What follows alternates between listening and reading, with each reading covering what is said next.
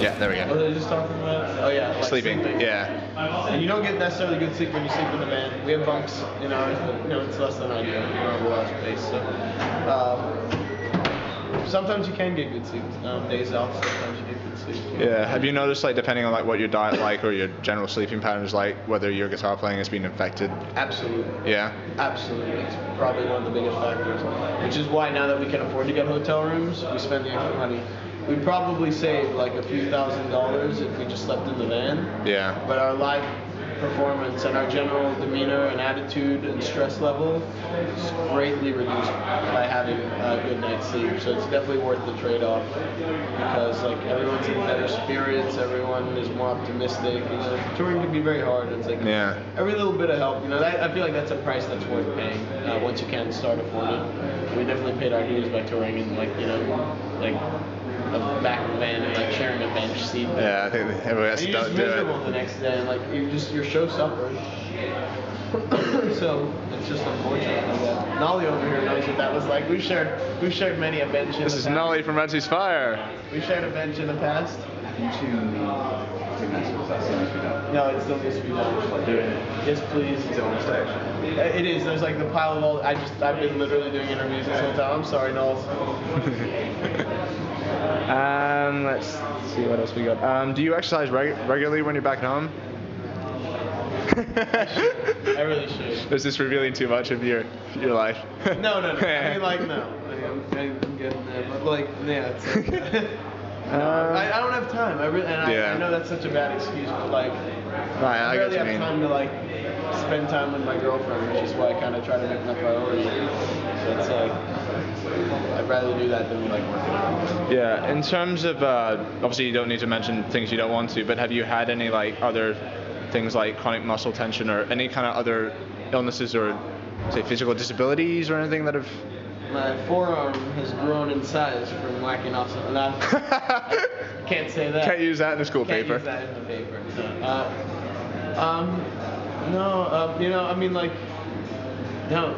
The only sort of physical thing, since this may be of interest, is like, since we tend to move around a lot on stage, we're gonna kind of take it easy like these first few days because we're jet lagged right now and like we're playing an hour-long set instead of like 20 to 30 minutes.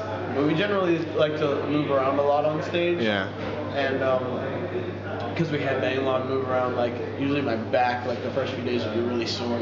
Just feel like you got a hell of a workout, which is what it is. Yeah. And if anything, I feel like we're a little bit healthier on the road. Maybe not because of fast food, but you get that like that 30 minutes of cardio. We're getting like about an hour of cardio every day. Yeah. It is an intense workout that causes you to be sweaty. Yeah, plus with the adrenaline, you're going to be pushing even harder during that time. So, let's see what else we got here. Do you try to do you generally look at your guitar neck a lot while you're playing, both while practicing and live? I guess you have to with the kind of music you do. It's like over time I've gotten comfortable with a lot of parts. I like to look at the crowd and I like to not feel like it looks better, it looks more professional when you're not looking at it. But there's a lot of parts that we play with you'd be lost. I don't want to look cool and have bad sounding guitar notes. So. Yeah, no, it's just I was reading up in a book that this woman had basically just figured out that because guitar players, when they're sitting down, are doing that, and when they're standing up playing, they're doing that, turning their head as well. That's where a lot of the neck problems come from, is like looking at their guitar neck for so long. Wow, I didn't know about that. But yeah, it makes sense. But I mean, like I look at it, but I try to glance at it more than anything because I just feel like. And now it's a health thing. It's like actually, I read up like practicing in the mirror is a really good thing because you're seeing your guitar neck in the mirror and you keep your neck forward kind of thing. So I've been using that. But a lot of times, I like to, if I'm just jamming around, which is what I usually just do, I'll be like watching TV. And like you can just feel the notes out. It's just when you're doing like big stretches and jumps where it's like very difficult to feel. Oh, have I gone the 11 frets that I need to go? Yeah. A fret off or something like that. Fair enough. Do you know, just quickly, if either Alex or Jake have had any guitar-related injuries? Other than me like kicking them in the balls while sitting on stage, or like, I mean, no, nothing. The closest thing to guitar-related injury that I can think of is like Jake whacking Spencer in the face with his headstock, and like, give him a bloody nose.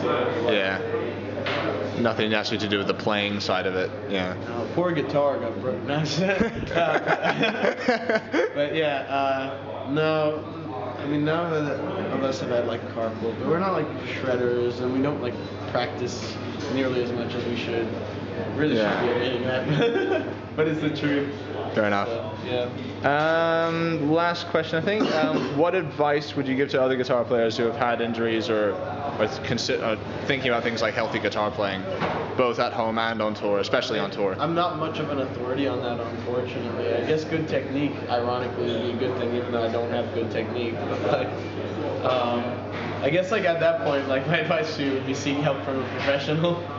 Yeah. You know, don't keep on like just winging it or being like, oh, it'll be fine. You know, like probably make the problem worse. So like at that point in time, you stop watching this and listening to me, and you go seek out like a doctor's help. Someone knows what they're talking about. Fair enough. I think that's all I need. So thanks a lot, Misha. Thank you, dude. I really appreciate it.